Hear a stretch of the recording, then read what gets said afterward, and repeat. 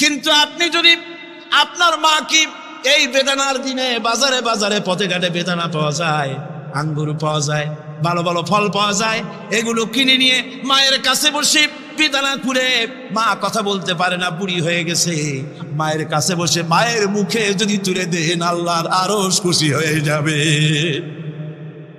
দোয়া মঞ্জুর হয়ে যাবে। হযরত বাইজিদ বুস্তামি ওই ঘটনা কে না জানে, রাতের আধারে পানির জন্য চাইলেন, ছেলে পানি পাইল না, ছোট্ট মানুষ, পানি আনতে কোথায় চলে গেল, এসে দেখে মা ঘুমানো, পানি নিয়ে দাঁড়ানো, রাত চলে গেছে, ফজরের পর দেখে ছেলে কাঁপে, হাতে পানি। বাবা তুমি কাঁপো কেন?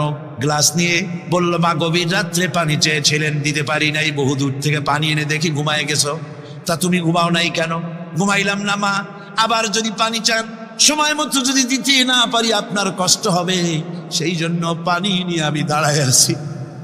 বাইজিদের মা বাইজিদের হাতের থেকে পানি নিয়ে পান করে, কম্বলটা গায়ে দিয়া বাচ্চারে শোয়াই দিয়া উজু করে ফজরের নামাজ পড়ে সেজদায় গিয়া মায়ের চোখের থেকে পানি পড়ছে। মা বলে, রব্বুল আলামিন, আমি বাইজিদের মা, আমি যতই গুনাহগার হই না কেন, মায়ের দোয়া বাচ্চার জন্য কবুল হয় বলে তোমার হাবিব বলেছেন। আমার ছোট্ট বাইজিদ আমার জন্য যা করেছি, আমার কলিজা ঠান্ডা হয়ে গেছে। রব্বুল আলামিন, তুমি আমার বাইজিদকে সুলতানুল আরিফিন বানাইয়া দাও। দোয়া মঞ্জুর, সুবহানাল্লাহ। ভাইরা খবরদার ভুল করবেন না, আপনার সবচাইতে বড় পীর আপনার বাবা। সবচাইতে বড় পীর কে? বাবা। আমি এবার বোনেদের ব্যাপারে, আমার বোনেদের ব্যাপারে শেষ কথা বলবো। ইসলাম আপনাকে অধিকার দিয়েছে লেখাপড়া করার, প্রশাসনিক দায়িত্বশীল হওয়ার অধিকার আছে, আর্মিতে যাওয়ার অধিকার আছে, সব অধিকার আছে পুরুষের। যত অধিকার ইসলামী রাষ্ট্রে আপনার তত অধিকার, কোনোটা খাটো নাই, তবে ক্ষেত্র ভিন্ন, পর্দার সাথে থাকতে হবে। রাসূলুল্লাহ, আল্লাহ পাক বলেছেন এমন একটা চাদর পরো যেই চাদরটা পরলে মাথাটা, গলাটা, বুকটা ঢেকে যায়। কোনোদিন ভুলে যাবেন না, কথাটা বারবার বলি আমি, যত জায়গায় মাহফিলে যাই আমি, ওলামারা সবাই বলেন, আমিও বলি, সব জায়গায় মানুষকে স্মরণ করায় দেই, আপনার কাছে আপনার মা বাপের চাইতে বড় পীর আর নাই। কারণ পীর সাহেবের দোয়া যতই আপনি ওলিয়ে কামেল বলেন, যতই হুজুর কেবলা বলেন, তার দোয়া কবুল আপনার জন্য হতেও পারে, নাও হতে পারে, 50-50 কথা ঠিক কিনা কন? কিন্তু রাসূলুল্লাহ গ্যারান্টি দিয়েছেন 3 জনের দোয়া অবশ্যই কবুল হয়ে যাবে। তার ভিতরে একজন হলো মাজলুম, যদি দোয়া করে কবুল হবে। একজন হলো মুসাফির, দোয়া কবুল হবে। আর একজন হলো মা বাপ, যদি দোয়া করে আল্লাহর দরবারে, আল্লাহ রাব্বুল আলামিন অবশ্যই দোয়া মঞ্জুর করে নেবেন। মা বাপের কাছে দোয়া চাও। ভাইরা মনে কিছু করবেন না, আপনি আপনার হুজুর কেবলারে দাওয়াত করিয়া বিরিয়ানি খাওয়াবেন, খুশি করতে পারবেন না, যেহেতু এর আগে উনি আর এক জায়গা দিয়া 4-5 পদের বিরিয়ানি খাইয়ে আসছে। আপনি হুজুরের 5,000 টাকা দিয়ে খুশি করতে পারবেন না, যেহেতু হুজুর আর এক বড় লোকের কাছ থেকে 50,000 টাকা হাদিয়া পাইছে। আপনি একটা শাল দিয়া হুজুরকে খুশি করতে পারবেন না, যেহেতু অনেক দামি শাল হুজুরকে আর একজনে হাদিয়া দিয়েছে, ঠিক কিনা? কিন্তু আপনি যদি আপনার মাকে এই বেদানার দিনে বাজারে বাজারে পথে ঘাটে বেদানা পাওয়া যায়, আঙ্গুর পাওয়া যায়, ভালো ভালো ফল পাওয়া যায়, এগুলো কিনে নিয়ে মায়ের কাছে বসে বেদানা খুঁড়ে, মা কথা বলতে পারে না, বুড়ি হয়ে গেছে, মায়ের কাছে বসে মায়ের মুখে যদি তুলে দেন আল্লাহর আরশ খুশি হয়ে যাবে, দোয়া মঞ্জুর হয়ে যাবে। হযরত বাইজিদ বুস্তামি ওই ঘটনা কে না জানে, রাতের আধারে পানির জন্য চাইলেন, ছেলে পানি পাইল না, ছোট্ট মানুষ, পানি আনতে কোথায় চলে গেল, এসে দেখে মা ঘুমানো, পানি নিয়ে দাঁড়ানো, রাত চলে গেছে, ফজরের পর দেখে ছেলে কাঁপে, হাতে পানি। বাবা তুমি কাঁপো কেন? গ্লাস নিয়ে বলল, মা গভীর রাত্রে পানি চেয়েছিলেন, দিতে পারি নাই, বহু দূর থেকে পানি এনে দেখি ঘুমায় গেছো, তা তুমি ঘুমাও নাই কেন? ঘুমাইলাম না মা, আবার যদি পানি চান সময় মতো যদি দিতে না পারি আপনার কষ্ট হবে, সেই জন্য পানি নিয়ে আমি দাঁড়ায় আছি। বাইজিদের মা বাইজিদের হাতের থেকে পানি নিয়ে পান করে, কম্বলটা গায়ে দিয়া বাচ্চারে শোয়াই দিয়া উজু করে ফজরের নামাজ পড়ে সেজদায় গিয়া মায়ের চোখের থেকে পানি পড়ছে। মা বলে, রব্বুল আলামিন, আমি বাইজিদের মা, আমি যতই গুনাহগার হই না কেন, মায়ের দোয়া বাচ্চার জন্য কবুল হয় বলে তোমার হাবিব বলেছেন। আমার ছোট্ট বাইজিদ আমার জন্য যা করেছি, আমার কলিজা ঠান্ডা হয়ে গেছে। রব্বুল আলামিন, তুমি আমার বাইজিদকে সুলতানুল আরিফিন বানাইয়া দাও। দোয়া মঞ্জুর। সুবহানাল্লাহ। ভাইরা, খবরদার ভুল করবেন না। আপনার সবচাইতে বড় পীর আপনার মা বাপ। সবচাইতে বড় পীর কে? আমি এবার বোনেদের ব্যাপারে, আমার বোনেদের ব্যাপারে শেষ কথা বলবো। ইসলাম আপনাকে অধিকার দিয়েছে লেখাপড়া করার, প্রশাসনিক দায়িত্বশীল হওয়ার অধিকার আছে, আর্মিতে যাওয়ার অধিকার আছে, সব অধিকার আছে পুরুষের। যত অধিকার ইসলামী রাষ্ট্রে আপনার তত অধিকার, কোনোটা খাটো নাই। তবে ক্ষেত্র ভিন্ন, পর্দার সাথে থাকতে হবে। রাসূলুল্লাহ, আল্লাহ পাক বলেছেন, এমন একটা চাদর পরো যেই চাদরটা পরলে মাথাটা, গলাটা, বুকটা ঢেকে যায়, এমন চাদর পরো। ব্যাংকে চাকরি করা যাবে, অফিসে চাকরি করা যাবে, কলেজে বিশ্ববিদ্যালয়ে চাকরি করা যাবে, ব্যবসা করা যাবে, সব করা যাবে। তবে পর্দার ভিতরে থেকে বেপর্দা হলে পরে জাহান্নামে যাওয়া লাগবে। জোরে কর নাউযুবিল্লাহ। পর্দার সাথে আপনাদের থাকতে হবে। আমার মা বোনেরা, চাদর পরেন, বোরখা পরেন, বোরখার চাদর ছেড়ে দিয়েন না। দেখবেন একটা জিনিস লক্ষ্য করেন, বোরখা নাই, মাথার চুল টুল ছেড়ে দিয়ে লিপস্টিক লাগাইয়া মেকআপ পরে, তারপরে যদি কোনো দোকানে যান মার্কেটিং করতে, সেলসম্যান দেখেই কবে, আপা আসেন, আসেন, ভাবি সাহেব আসেন। আর যদি একটা বোরখা পরে যান, বলবে খালাম্মা বসেন। একটা অজানা একটা পুরুষ আপনারা আপা কইলো, ভাবি কইলো, এতে মজা না? আপনাকে খালাম্মা বলে সম্মান করলো, সম্মান কোনটায়? সুতরাং বোরখা পরেন, চাদর পরেন। ইসলাম আপনাকে যে বোরখা পড়তে বলেছে, চাদর পড়তে বলেছে, আপনার সম্মানের জন্য, আপনার মর্যাদার জন্য। মা বোনদের ব্যাপারে সর্বশেষ কথা, অনেকের বাড়িতে চাকর চাকরানি থাকে, কাজের মেয়েরা থাকে, কাজের ছেলেরা থাকে, থাকে না? থাকে না? অনেক বাড়িতে কাজের মেয়ে লোক, কাজের লোক থাকে, কিন্তু গৃহকর্ত্রী এই কাজের লোকগুলির উপরে, চাকর চাকরানির উপরে এত জুলুম করে যে জুলুম মধ্যযুগেও ছিল না। ঠিক কিনা? কোথায় কোথায় মারধর করে, নিজেরা যা খায় তার থেকে নিম্নমানের খাবার দেয়, ভালো শোবার পায় না, ভালো খাবার পায় না। আর মার তো আছে। আমার মা বোনেরা, তিরমিজি শরীফের হাদিস শুনুন।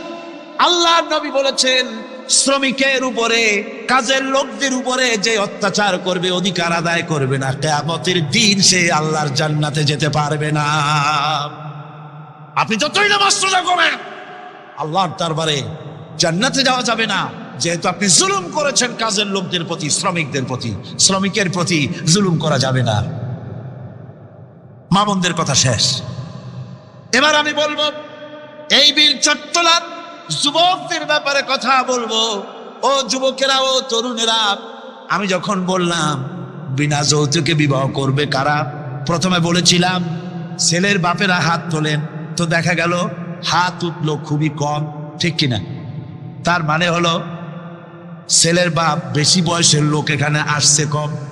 যখন বললাম অবিবাহিত যুবকেরা হাত তোলো, তখন আমার মনে হয় 95% হাত উঠেছে। কম সুবহানাল্লাহ।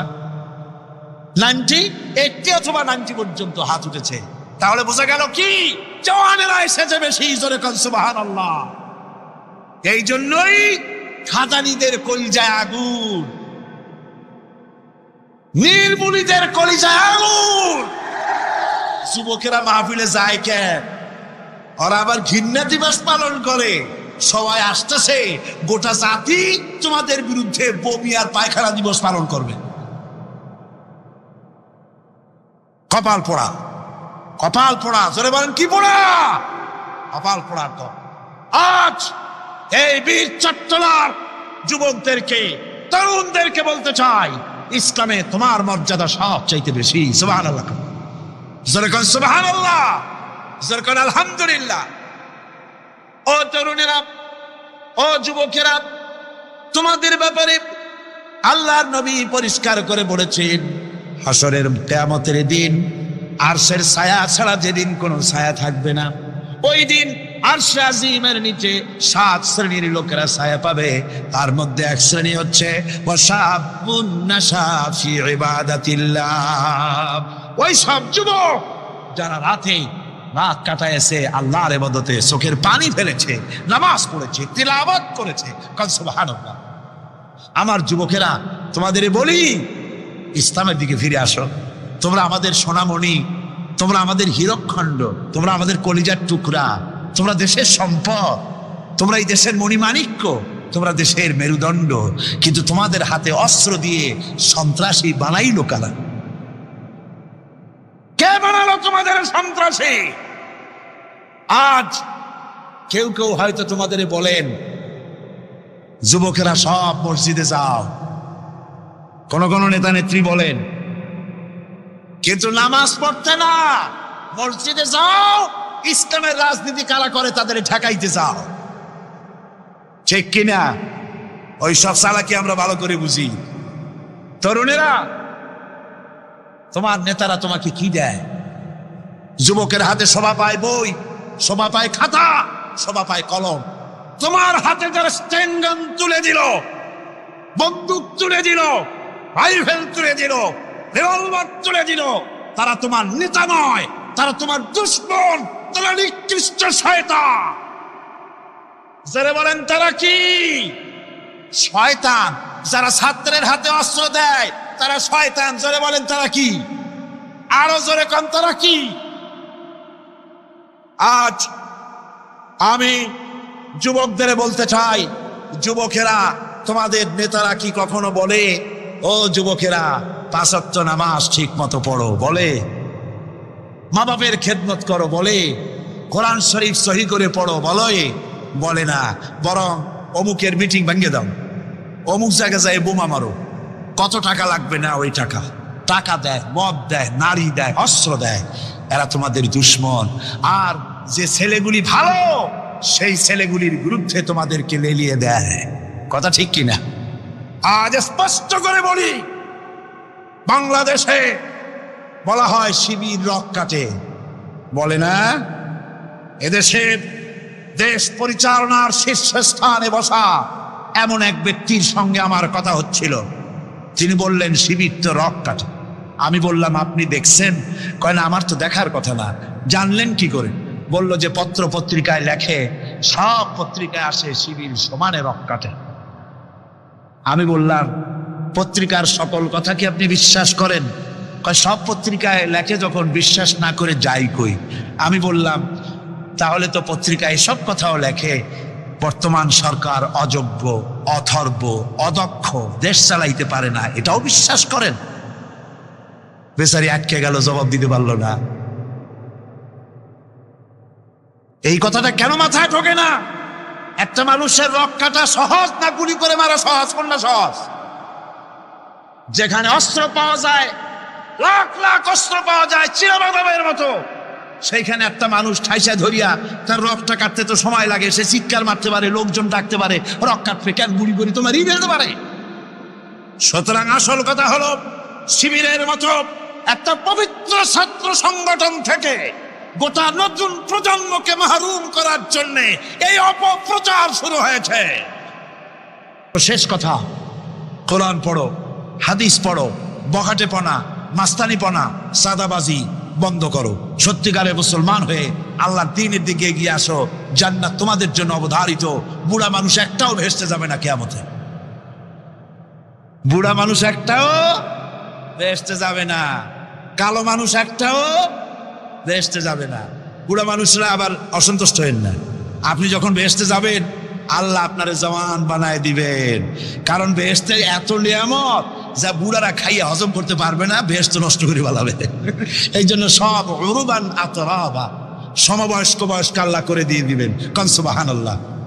জওয়ানদের ব্যাপারে এই আবেদন রইল। আর একটি কথা না বললে নয়, সেটা হচ্ছে এনজিও। সেটা কি? এনজিও। বাংলাদেশে বড় রকমের একটি সমস্যা এনজিও। সব এনজিও খারাপ তা নয়, কয়েকটা এনজিও আছে ইসলামের মারাত্মক শত্রু। বাংলাদেশে ইসলামের শ্রেষ্ঠ শত্রু হচ্ছে ব্রাক, 2 নম্বরে কারিতাস, 3 নম্বরে অক্সফাম, 52টা ইসলাম বিদ্বেষী এনজিও বাংলাদেশে কাজ করছে। আমাদের দেশে বামপন্থীরা এতদিনে খয়রাত করত, ভিক্ষা করা ছাড়া উপায় থাকতো না, যেহেতু রাশিয়া তো শেষ। এনজিওরা এদের সকলকে চাকরি দিয়ে দিছে। আর এদের পত্রিকা হলো, এনজিওদের পত্রিকা হলো, ওর নাম রাখছে জনকণ্ঠ, আসলে এটার নাম হলো জঘন্য কণ্ঠ। এই জঘন্য কণ্ঠ আজকের কাগজ, ভোরের কাগজ, সকালের কাগজ, বাংলা বাজার, সবুজ বাংলা, আলামী, যতগুলি পত্রিকা সব ভারতের টাকা দিয়া পত্রিকাগুলি পরিচালিত হয়। এনজিওরা এই পত্রিকার মাধ্যমে ওলামাদেরকে ফতোয়াবাজ বলে গালি দেয়, ঠিক কিনা? ওরা নিজেরা মতলববাজ, তাই আলেমদের বলে ফতোয়াবাজ। ওরা তুত গাছ লাগাইছে, চেনেন তো তুত গাছ? বগুড়ায় গেলাম, ওরা কয় যে আলেমেরা সব তুত গাছ কাটছে। আমরা আলেমদের খাইয়ে খাইয়ে কাম নাই, তুত গাছ কাটবে।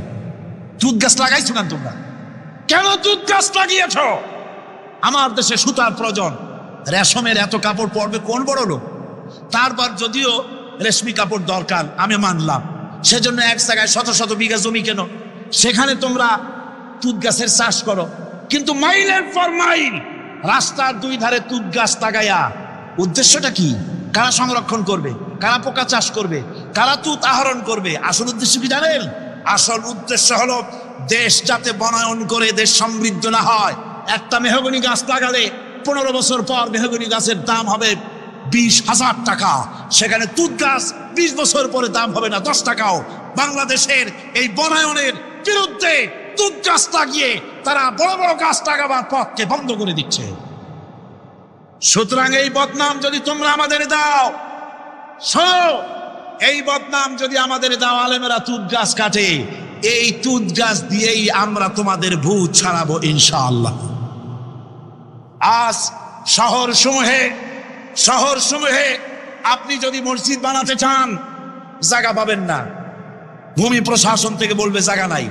কিন্তু কারিতাস, অক্সফাম, এনজিওরা যদি জায়গা কিনতে চায়, চাষ বানাবার জন্য জায়গা চিনতে চায়, এই চট্টগ্রাম শহরে জায়গার অভাব হবে না, ঠিক কিনা? কন জোরে বলেন, ঠিক কিনা? অদূর ভবিষ্যতে বাংলাদেশকে লেবানন এবং বৈরুত বানাবার একটা ষড়যন্ত্র নিয়ে এনজিওরা তারা কাজ করে যাচ্ছে। তারা আমাদের দেশের গরিব মানুষদেরকে খ্রিস্টান বানাচ্ছে। সুতরাং এনজিওরা তাদের অপতৎপরতা যদি বন্ধ না করে, তাহলে এই বাংলাদেশের 11.5 কোটি মুসলমানের মধ্য থেকে আবার টিপু সুলতানের জন্ম হবে, ফকির মজনু শাহর জন্ম হবে। আমরা এনজিও পিটাইয়া বঙ্গোপসাগর পার করে দেব।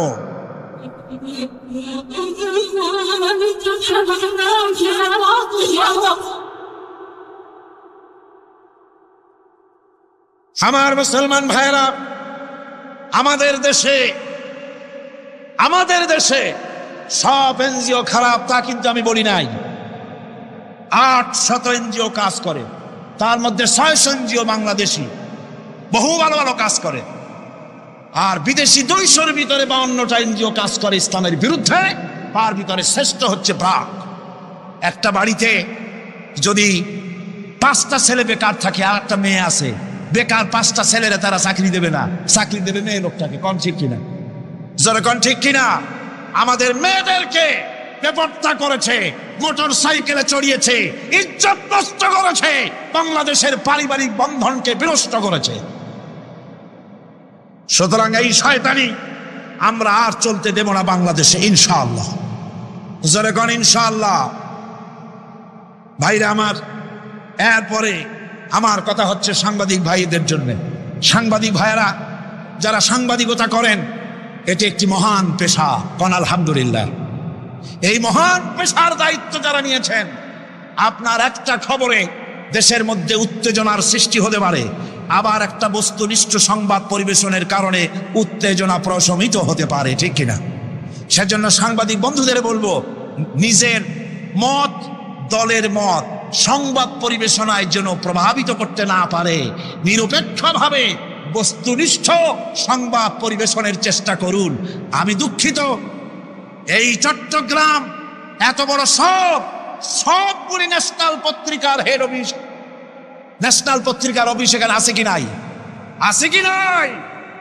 একটা মেয়ে লোকের খেমটা নাচ হলে পরে পত্রিকার প্রথম পৃষ্ঠায় আসে, লক্ষ লক্ষ জনতার ঢল নামলো, তোমাদের ক্যামেরাম্যান কোথায়, তোমরা কোথায়, জিজ্ঞাসা করি।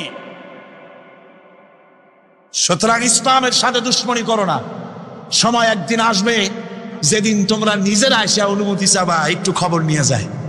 ইনশাআল্লাহ সময় আসবে, ইনশাআল্লাহ ইনশাআল্লাহ। হুজুর যখন প্রথম উমরা করতে গেলেন, চাবি চাইছিলেন সাবির দ্বার রক্ষকের কাছে, চাবি তো দিলই না, আরো গালাগালি দিয়ে দিল। সাহাবীরা বললেন হুজুর অর্ডার দেন, ওর কল্লারে নামাই দি। হুজুর কয় না। এরপরে যেদিন ফতে মক্কার দিন, সেই দিন চাবিওয়ালা আসছে, এসে কয় হুজুর ঘরের মধ্যে ঢুকবেন না, এই নেন চাবি। হুজুর চাবি নিলেন, দরজা খুললেন, ভিতরে ঢুকলেন, মূর্তি ফালাই দিলেন, নামাজ পড়লেন, বেরিয়ে এসে বললেন নাও এই চাবি তোমার কাছে থাকবে, কোন জালিম ছাড়া এই চাবি তোমার কাছ থেকে কেউ নিতে পারবে না। সুবহানাল্লাহ, এর নাম ইসলাম। আজ পর্যন্ত ওই চাবি সেই বংশের লোকের থাকে। ফাহাদের বাপেরও ক্ষমতা নাই ওই চাবি নেওয়ার, কারণ রাসূল বলেছে জালিম ছাড়া এই চাবি কেউ নেবে না। সুবহানাল্লাহ। আমরা সাংবাদিক ভাইদেরকে সম্মান করি, সেই সম্মানের মূল্য দেবেন।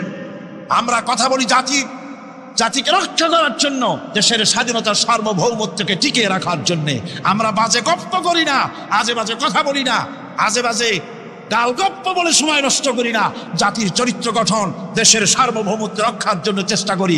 দেশ যদি আক্রান্ত হয় জীবন দেবে এরা, এই যারা বসে আছে, ঠিক কিনা? জোরে বলেন ঠিক কিনা? সুতরাং কথাগুলি যথাযোগ্যতার সাথে সাংবাদিক ভাইয়েরা পরিবেশন করুন। আপনাদের জন্য এটাই রইল আমার আবেদন। হযরত ইউনূস আলাইহিস সালাম মাছে তারে গিলে ফেলে দিল, হতাশায় তিনি হার্ট ফেল করেন নাই। মাছের পেটের মধ্যে যদি কেউ চলে যায়, বেরিয়ে যাওয়ার জন্য কোনো ব্যাকডোর আছে নাকি? কোন পালাবার কোন রাস্তা আছে? মাছের পেটের জানালা দরজা আছে? কিছুই নেই। তিনি হতাশ হলেন না। মাছের পেটের ভেতরে বসে হযরত ইউনূস আলাইহিস সালাম বুক ভরা আশা নিয়ে আল্লাহর দরবারে তিনি ঘোষণা করলেন, লা ইলাহা ইল্লা আনতা সুবহানাকা ইন্নী কুনতু মিনাজ জালিমিন। পড়েন না সবাই, লা ইলাহা ইল্লা আনতা সুবহানাকা ইন্নী কুনতু মিনাজ জালিমিন। হযরত ইউনূস আলাইহিস সালাম বললেন, আল্লাহ তুমি ছাড়া কোনো ইলাহ নাই, তোমার পবিত্রতা ঘোষণা করছি, আমি জালিমদের অন্তর্ভুক্ত হয়ে গেছি। তিনি যখন চিল্লাচ্ছিলেন, মাছের পেটের ভিতরে বসে যখন কাতরুক্তি করতেছিলেন, আল্লাহ বুঝি তখন শোনেন নাই সে কথা? কি বলেন? আল্লাহ বুঝি তখন তন্দ্রায় বা নিদ্রায় ছিলেন না? আল্লাহ পাক কি ঘুমান? তন্দ্রায় যান? লা তাখুযুহু সিনাতুন ওয়ালা নাওম। আল্লাহ রাব্বুল আলামিন বলেন, কোন তন্দ্রা বা নিদ্রা আল্লাহ রাব্বুল আলামিনকে স্পর্শ করে না। হযরত ইউনূস আলাইহিস সালাম যখন মাছের পেটের ভিতরে বসে চিৎকার মারলেন, আল্লাহ পাক বলেন, ইউনূস রে, তোমার ওই ডাক কেউ শোনে নাই, দুনিয়ার কোন রাজা বাদশাহ শোনে নাই, দুনিয়ার কোন বন্ধু বান্ধব তোমার শোনে নাই, কিন্তু আমি তোমার আরশের মালিক, আমি রব্বুল আলামিন শুনেছি। শুধু শুনি নাই, সঙ্গে সঙ্গে জবাব দিয়ে দিয়েছি। ফাস্তাজাবনা লাহু ওয়া নাজ্জাইনাহু মিনাল গাম্মি। পড়েন, ফাস্তাজাবনা লাহু ওয়া নাজ্জাইনাহু মিনাল গাম্মি ওয়া কাযালিকা নুনজিল মুমিনিন। আল্লাহ পাক বলেন, আমি জবাব দিলাম। মাছের পেটের ভিতরে বেদনা শুরু হয়ে গেল। মাছ আর তলদেশে শুয়ে থাকতে পারলো না, সাঁতরাতে পারলো না, মাছ ভেসে উঠল উপরে। পেটের যন্ত্রণায় মাছ কিনারায় চলে এসে বমি করে দিতে পারলে যেন বাঁচি, এই অবস্থা মাছের হলো। কিনারায় চলে এলো, বমি করে ইউনূস আলাইহিস সালামকে ফেলে দিল। মাছও বাঁচলো, ইউনূস আলাইহিস সালামও বাঁচলো। আল্লাহ রাব্বুল আলামিন বলেন, মুমিনেরা শোনো, শুধু ইউনূসকে নয়, ওয়া কাযালিকা নুনজিল মুমিনিন, এইভাবে করে মুমিন বান্দারা যদি আমাকে ডাকে, আমার কাছে যদি হাত ফাইলায়, আমি আল্লাহ রব্বুল আলামিন মুমিনদের এভাবে বিপদ মুক্ত করে দেই। আল্লাহ পাক বিপদ মুক্ত করে দেন। ওমান ইয়াত্তাকিল্লাহা ইয়াজআল লাহু মাখরাজা, আল্লাহকে যে ভয় করে আল্লাহ তার জন্য রাস্তা খুলে দেন। জোরে কোন সুবহানাল্লাহ। একবার রাসূল পাক সাল্লাল্লাহু আলাইহি সাল্লামের কাছে একজন মুশরিক এসেছেন, তার কাছে একটা ভাঙ্গা মূর্তি। হুজুর জিজ্ঞেস করলেন, তোমার মূর্তিটা ভাঙা কেন? লোকটি বলল যে এটি হচ্ছে আমার খোদা, একে আমি সব সময় সাথে রাখি, না জানি কোন সময় কোন বিপদে পড়ি, এই জন্য সাথে রাখি বিপদ থেকে বাঁচার জন্য। পথিমধ্যে আমার প্রকৃতির ডাক এলো, পেশাব পায়খানায় যাওয়ার প্রয়োজন হলো, তো মনে করলাম এমন জায়গায় এই খোদা নিয়ে যাওয়া উচিত না। খোদাকে রাস্তার উপরে রেখে তারপরে গেলাম কাম সারতে। কাম সেরে এসে দেখি যে এইটার মাথা থেকে শুরু করে পা পর্যন্ত ভিজা। মনে করলাম খোদার শরীর ভিজা, না জানি নিশ্চয়ই কোনো পবিত্র বরকতপূর্ণ পানি হবে। তো এই বরকতপূর্ণ পানি আমি নিজে একটু টেস্ট করলাম, জিহ্বা দিয়া চাটলাম, খাইলাম, দেখলাম যে কেমন কেমন গন্ধ আসে, আর কিরিত একটা টক টক জাতীয় বিশ্রী রকমের। তো মনে করলাম পবিত্র পানি এরকমের গন্ধ হবে কেন? এদিক ওদিক তাকালাম, তাকিয়ে দেখি দূরে একটা কুকুর দাঁড়ানো, তার নিচের থেকে পানি টপকাচ্ছে। তখন ভাবলাম যে আসলে কোন বরকতের পানি এটা।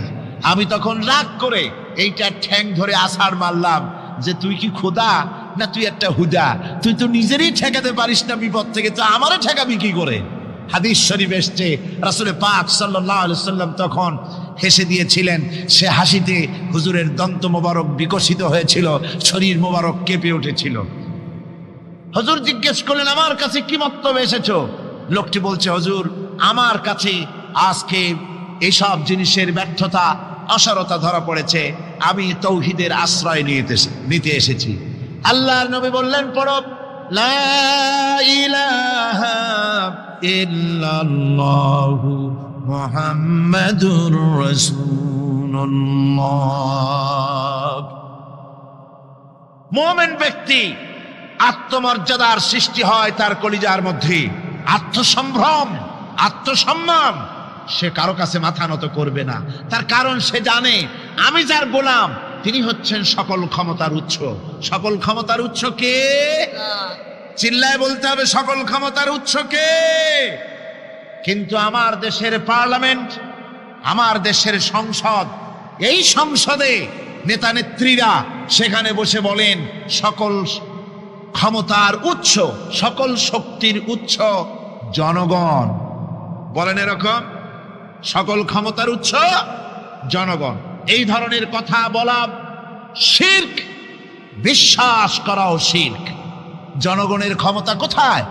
জনগণ শুধু ভোটের ক্ষমতা রাখে, ক্ষমতা দেওয়ার মালিক আর ক্ষমতা ছিনায় নেওয়ার মালিক জোরে বলেন কে?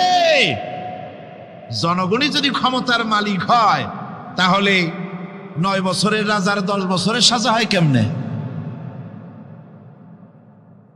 জনগণ ক্ষমতার মালিক নয়, এটি একটি মিথ্যে কথা। এই কথাটি শিরক, কোন মুসলমানের কথা বিশ্বাস করা উচিত নয়। কথা বুঝতে পেরেছেন? কোন মুসলমানের বিশ্বাস করা উচিত নয়।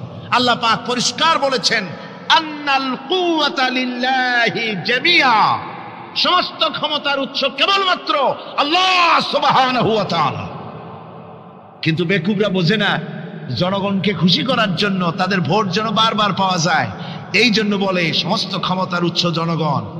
বেকুবেরা, পাগলেরা বুঝে না, সেই জন্যই তারা এই কথাগুলি বলে। কয়েকটি কথা আমাদের দেশে চালু আছে যে কথাগুলি শুনলে খুবই খারাপ লাগে। একটা হচ্ছে সকল ক্ষমতার উৎস জনগণ, এটি মারাত্মক শিরকপূর্ণ কথা। আরেকটি কথা, যখন রেডিও টিভিতে বলা হয় যে কুতুবদিয়া, হাতিয়া সন্দ্বীপ, কক্সবাজার উপকূলীয় এলাকায় থেকে 280 মাইল স্পিডে বাতাস প্রবাহিত হবে, 30 ফিট উঁচু হয়ে জলোচ্ছ্বাস হবে, গ্রেট ডেঞ্জার সিগন্যাল নাম্বার 10 দেখাবার জন্য বলা হলো। সাথে সাথে তারপরেই রেডিও টিভি থেকে, সরকারি যন্ত্র থেকে সরকারের লোকেরা বলতে থাকেন, এই বিরাট তুফান, জলোচ্ছ্বাস এবং ঘূর্ণিঝড়ের মোকাবেলা করার জন্য সেনাবাহিনী প্রস্তুত করে রাখা হয়েছে। কি বেকুফি! 30 ফুট জলোচ্ছ্বাস হবে, সেনাবাহিনী করবে কি? বন্দুক নিয়ে দাঁড়ায় থাকবে? মোকাবেলা করবা? প্রচন্ড বাতাসের মোকাবেলা করবা তুমি সলিমুদ্দিন? হ্যাঁ, বরং বলা যেতে পারে ঘূর্ণিঝড় এবং জলোচ্ছ্বাসের পরে যে দুর্যোগ সৃষ্টি হবে তড়িৎ গতিতে, আমরা সেই দুর্যোগকে, মানুষকে ঠেকাবার জন্য আমরা প্রাণ চেষ্টা চালাবো। আমাদের সব মেশিনারি সেজন্য প্রস্তুত আছে, এটা বলা যেতে পারে। কিন্তু ঝড়ের মোকাবেলা করব, মারাত্মক কথা, মারাত্মক কথা। আবার আরেকটি কথা খুবই মারাত্মক, এগুলো পত্র পত্রিকায় দেখি, অমুক দলের অমুক নেতা হসপিটালে মৃত্যুর সঙ্গে পাঞ্জা লড়তেছে। আজীব তামাশা! মৃত্যু কি তোমার মাইকেল টাইসন? মৃত্যু কি তোমার মোহাম্মদ আলী ক্লে যে পাঞ্জা লড়বা? মৃত্যুর সাথে পাঞ্জা লড়তে পারে এমন ক্ষমতা পৃথিবীর কেউ আছে? সুতরাং এগুলো জাহালাতের কথা, মূর্খতার কথা। মৃত্যু যন্ত্রণায় ভুগছে এটা বলা যায়, মৃত্যু যন্ত্রণায় কষ্ট পাচ্ছে বলা যায়, মৃত্যুর সাথে পাঞ্জা লড়ছে। সলিমুদ্দিন সাহস তো কম না। আমার ভাইয়েরা, সুতরাং সমস্ত ক্ষমতার উৎস কেবলমাত্র আল্লাহ সুবহানাহু ওয়া তাআলা। যাকে খুশি ক্ষমতায় দেন, যাকে খুশি ক্ষমতা থেকে নামায় দেন।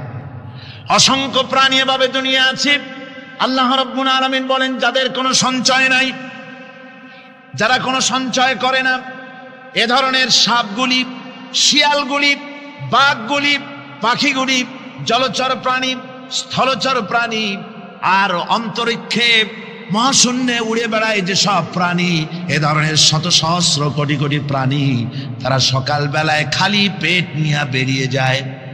খালি পেট নিয়ে সকাল বেলায় বেরিয়ে গেল, আবার সন্ধ্যায় যখন বাসায় ফেরে সমস্ত প্রাণীগুলির পেট আল্লাহ রব্বুল আলামিন ভরে দেন। সুবহানাল্লাহ!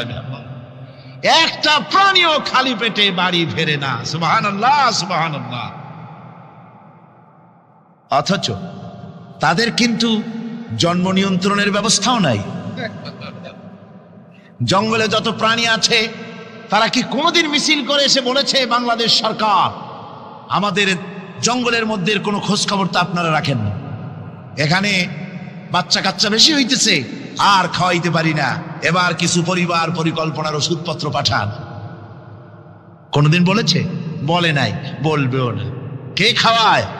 আল্লাহ পাক খাওয়া, আল্লাহ পাক খাওয়া। সুতরাং আল্লাহ রাব্বুল আলামিন রিজকের মালিক, একথা বিশ্বাস করতে হবে। সেই বিশ্বাসের অর্থ এই নয় যে আপনি চুপ করে বসে থাকবেন আর ফেরেশতারা রান্না করে আপনারে রূপচাঁদা মাছ খাওয়াই দিয়ে যাবে, এরকম না। বিশ্বাস করতে হবে, কাজ করতে হবে, এর ফলে আল্লাহ রাব্বুল আলামিন রিজকের ব্যবস্থা করবেন। ঈমান আনার পর প্রথম যে কোয়ালিটিটা হবে, সেই কোয়ালিটি হচ্ছে পার্সোনালিটি, আত্মসম্ভ্রম, আত্মমর্যাদা। দুনিয়ায় কারো সামনে মাথা সে নত করবে না, মাথা নত করবে কেবলমাত্র আল্লাহর কাছে। সে বিশ্বাস করবে খাইরিহি ওয়া শাররিহি মিনাল্লাহি তাআলা, ভালো মন্দ সব কার কাছ থেকে হয়? আল্লাহর কাছ থেকে হয়। সে কিছুতেই বিশ্বাস করবে না যে কোনো মাজারের কাছে গেলে, কবরের কাছে গেলে আমার তকদির পাল্টে যাবে, কোনো মোমেন তা বিশ্বাস করবে না। কথা বুঝতে পেরেছেন?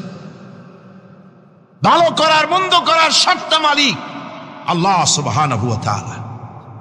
এরপরে 2 নম্বরের যে কোয়ালিটি সৃষ্টি হবে মুমিনের মধ্যে ঈমান আনার পর, সে গুণটা হচ্ছে সে বিনয়ী হবে। বিনয়, বিনম্রতা তার এক বৈশিষ্ট্য হবে। বিনয় এবং বিনম্রতার বৈশিষ্ট্য হবে। তার কারণ হচ্ছে ঈমান আনার পরে সে জানতে পেরেছে আল্লাহ রাব্বুল আলামিনের কর্তৃত্ব থেকে বেরিয়ে আসার ক্ষমতা কারো নাই। অহংকার করে যাব কোথায়? আস্ফালন করে যাব কোথায়?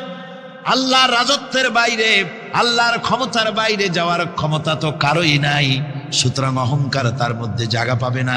আল্লাহ পাক দুনিয়ার সমস্ত মানুষের জিনকে পরিষ্কার করে বলেছেন, ইয়া মাশারাল জিন্নি ওয়াল ইনস ইন ইসতাতা'তুম আন তানফুযু মিন আকতারিস সামাওয়াতি ওয়াল আরদ ফানফুযু লা তানফুযুনা ইল্লা বিসুলতান।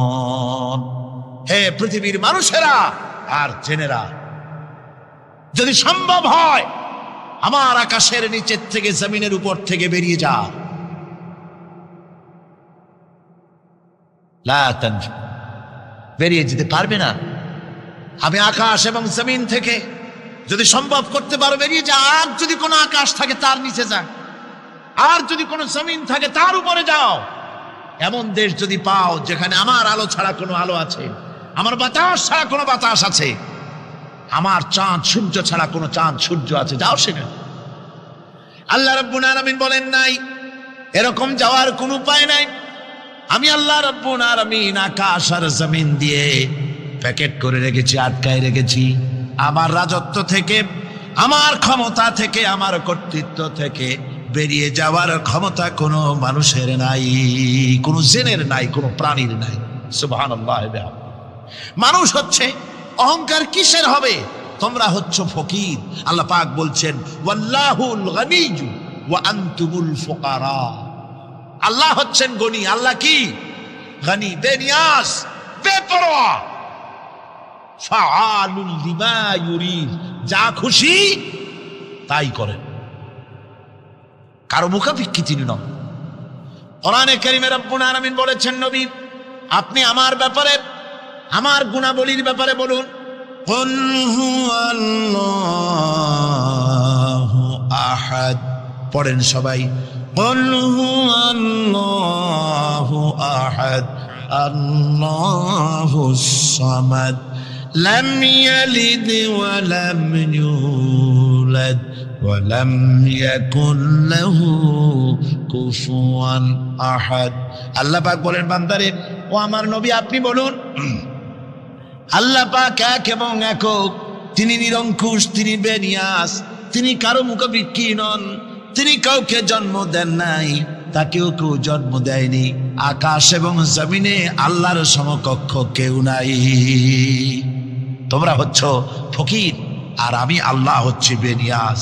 লিল্লাহি মা ফিস সামাওয়াতি ওয়া মা ফিল আরদ, আকাশে যা আছে জমিনে যা আছে সব আল্লাহ। সব কার?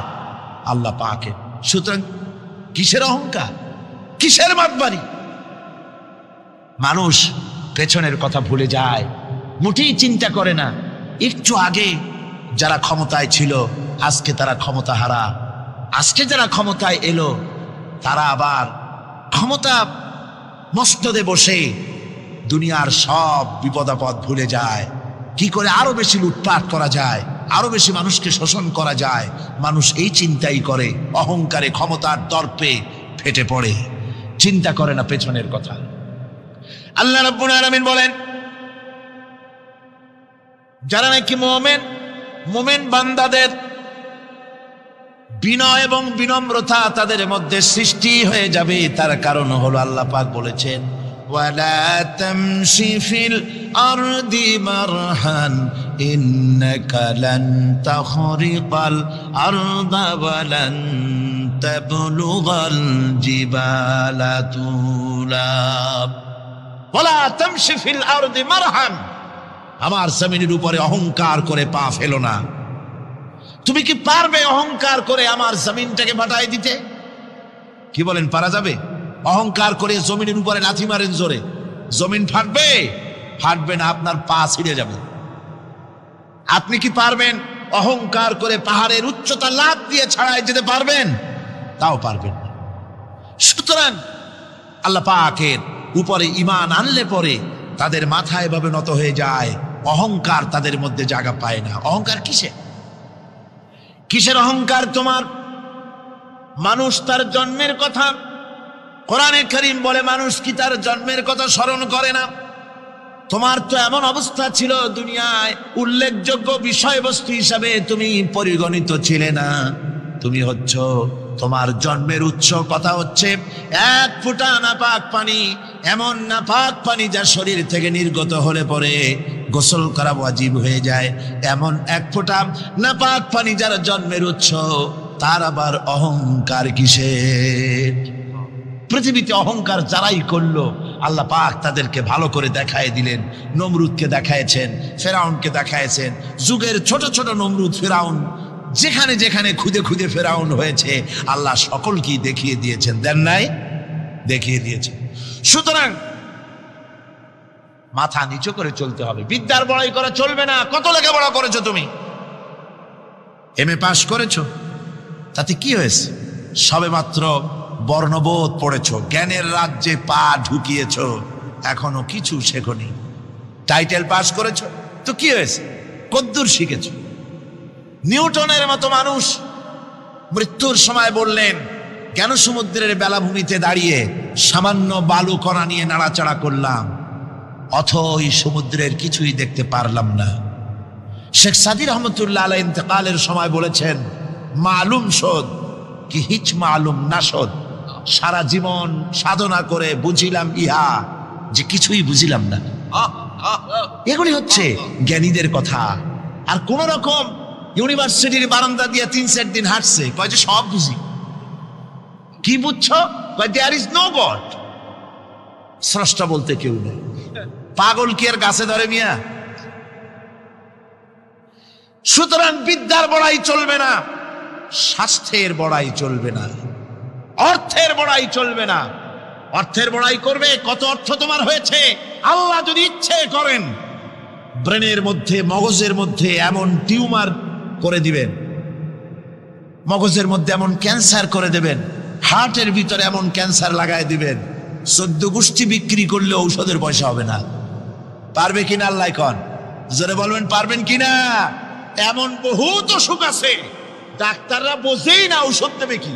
হযরত ইউনূস আলাইহিস সালাম মাছে তারে গিলে ফেলে দিল, হতাশায় তিনি হার্ট ফেল করেন নাই। মাছের পেটের মধ্যে যদি কেউ চলে যায়, বেরিয়ে যাওয়ার জন্য কোনো ব্যাকডোর আছে নাকি কন? পালাবার কোনো রাস্তা আছে? মাছের পেটের জানালা দরজা আছে কিছু? কিছুই নেই।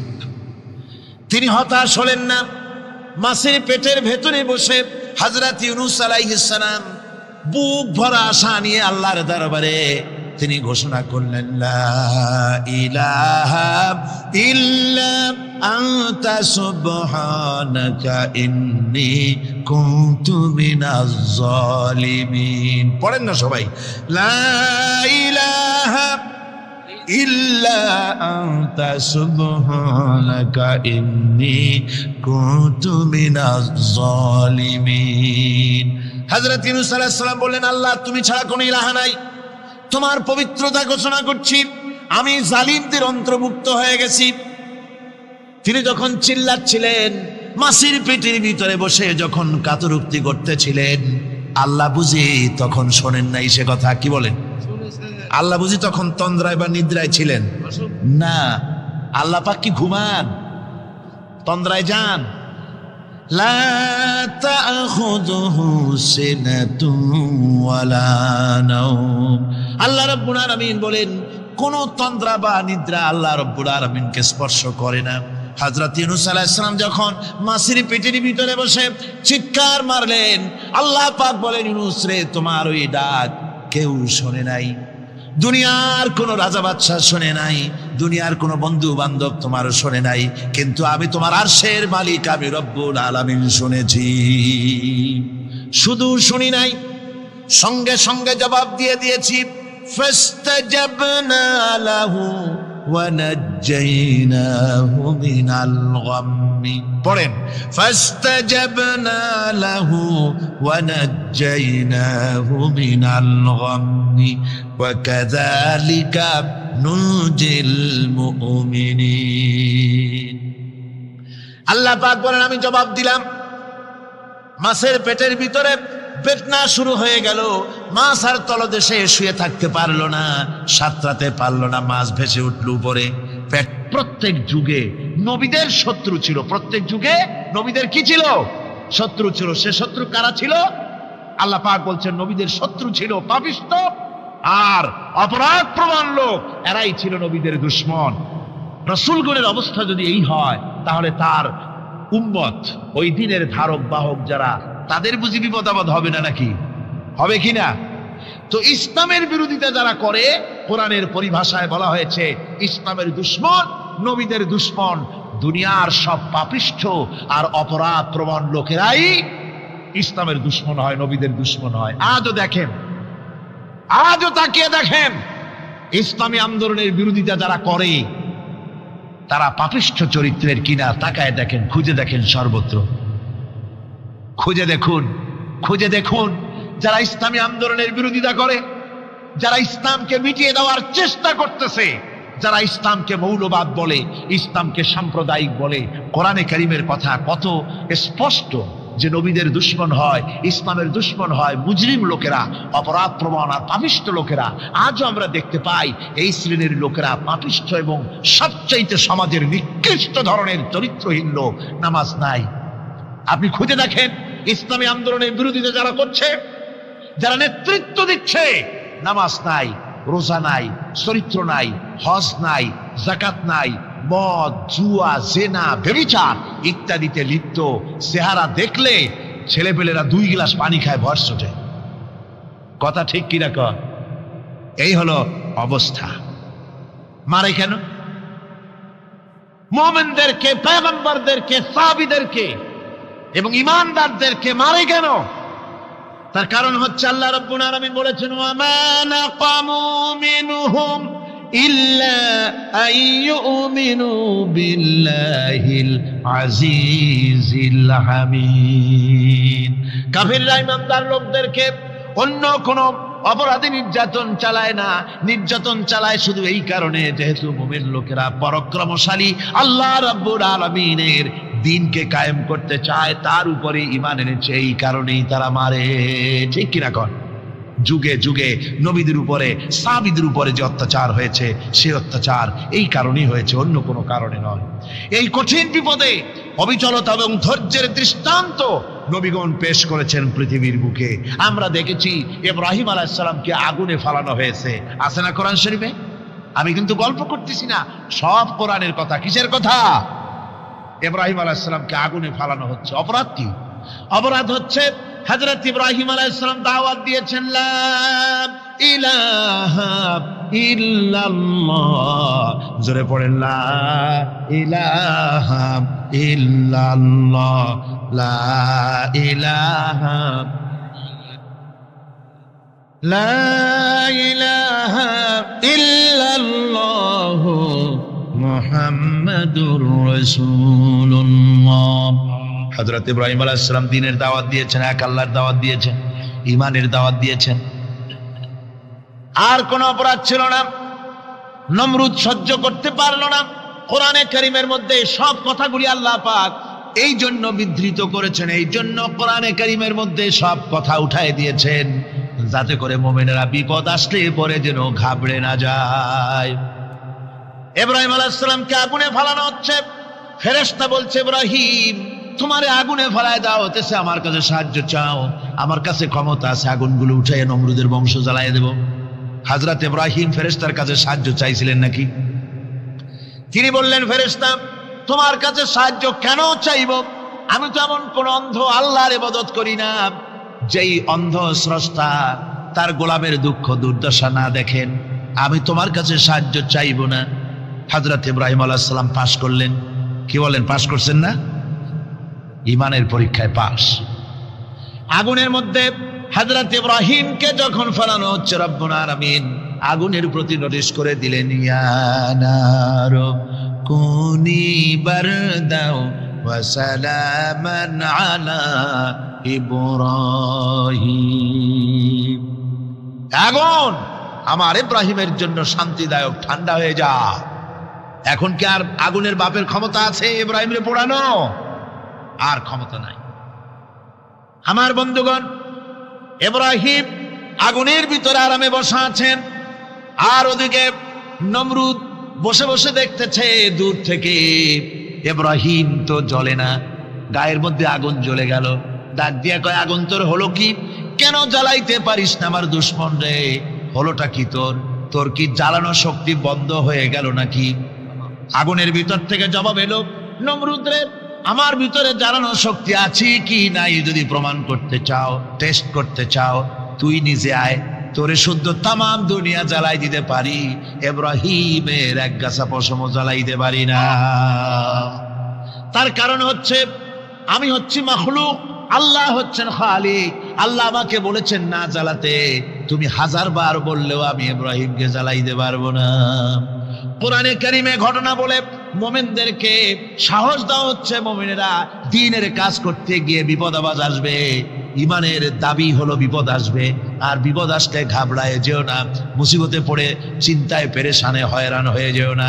বিশ্বকবি আল্লামা ইকবাল কি সুন্দর করে বলেছেন, আজ ভি হোক জু ইব্রাহিম কা ইমা पैदा आग कर सकती है एक अंदाज गुलिस्तान पैदा।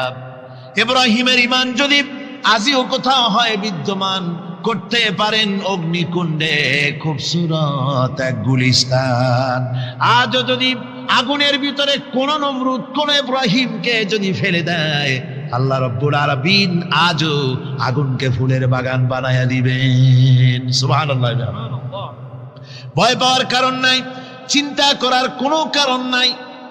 আমার বন্ধুগণ, হযরতে হুদ আলাইহিস সালামকে যখন সমাজের লোকেরা, রাষ্ট্রের লোকেরা ঘিরে ফেলে দিল, সমাজ শক্তি, রাষ্ট্র শক্তি যখন তাকে ঘিরে ফেলে দিল, ষড়যন্ত্রের পাহাড় তুলে দিল, তারে মেরে ফেলে দিবে, হযরত হুদ দেশ থেকে তার পালায় গেলেন না, ভয় পেলেন না। হযরতে হুদ আলাইহিস সালাম বললেন, কোরআনে কারিমে হযরত হুদের কথা কোট করা হলো, ফাকিদুনি জামিআন সুম্মা লা তুনজিরুন। সম্মিলিতভাবে ষড়যন্ত্র করো আমার বিরুদ্ধে, সবাই মিলে ষড়যন্ত্র করো, সুম্মা লা তুনজিরুন, আর আমাকে এতটুকু অবকাশ তোমরা দিও না।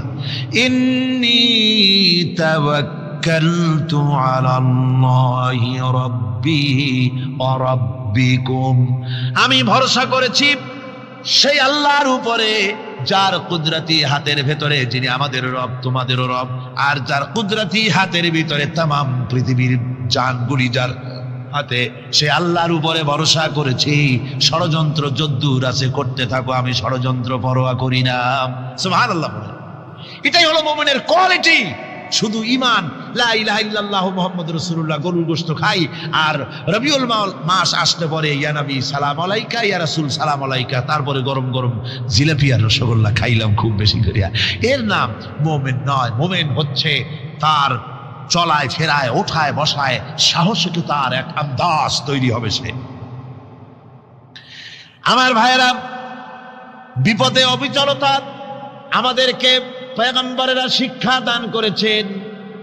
আমরা দেখতে পেয়েছি বিশ্বনবী জনাবে মুহাম্মাদুর রাসূলুল্লাহ সাল্লাল্লাহু আলাইহি ওয়াসাল্লাম হিজরতের রাত, কাফেররা চতুর্দিকে দাঁড়ানো, হযরত জিবরাইল এসে বলেন, ইয়া রাসূলুল্লাহ, হে কাফেররা চতুর্দিকে ঘিরে দাঁড়িয়েছে, গভীর রাত, এখন হাতে তাদের তরবারি, সকাল হলে পরেই তারা আপনাকে মেরে ফেলে দিবে, তাড়াতাড়ি ওঠেন, মদিনার দিকে চলে যান। আল্লাহ নবী ঘুমের থেকে জেগে হযরত আলীকে ডেকে বলেন, আলী, আল্লাহ অর্ডার করেছেন আমি মদিনায় চললাম, আমার বিছানার পরে আমার চাদর গায়ে দিয়ে শুয়ে থাকো। হযরত আলী বলেন, আল্লাহর হাবিব, আপনার চাদর গায়ে দিয়ে ঘুমিয়ে থাকবো, সকালবেলায় কাফির বেঈমানেরা আপনার বিছানার পরে আপনার চাদর গায়ে দেওয়া অবস্থায় আমি আলীকে তারা মুহাম্মদ মনে করবে, আর আমি আলীকে নবী মনে করে তারা তাদের তরবারি দিয়া কেটে কেটে টুকরা টুকরা করে আমারে বিদায় করে দেবে দুনিয়া থেকে। এতটুকুনো পরোয়া করি না, বরং আমার দিলের মধ্যে এটাই তৃপ্তি থাকবে যে আমি আলীর জীবনের বিনিময় আল্লাহর হাবিব দুনিয়ায় বেঁচে আছেন। নবীজি ঘরের থেকে বেরোলেন, চতুর্দিকে কাফেররা দাঁড়ানো, আল্লাহ নবী হাতে এক মুষ্টি বালু হাতে নিয়ে শাহ হাতের বজু পড়ে 3 বার দম করে বালুগুলো ছেড়ে দিলেন। বালিগুলি ঘরের চতুর্দিকে কাফেরদের চোখে চলে গেল। পরবর্তী সময় রব্বুল আলামিন ডেকে বলেন, নবীরে, বালি যখন নিক্ষেপ আপনি করেছিলেন, ধুলাগুলি আপনি তো শুধু নিক্ষেপ করেছিলেন, কিন্তু চতুর্দিকে কাফেরদের চোখে গেল কেমনে?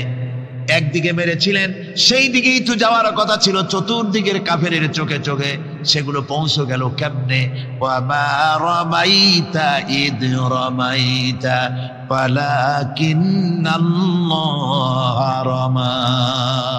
আপনি নিক্ষেপ করেন নাই, যখন আপনি নিক্ষেপ করেছিলেন আপনি তো শুধু বালুকণা ছেড়েছেন, আর ওই বালুকণাগুলি ঘরের চতুর্দিকে সব কাফেরদের চোখে পৌঁছবার দায়িত্ব আমার কুদরত গ্রহণ করেছিল।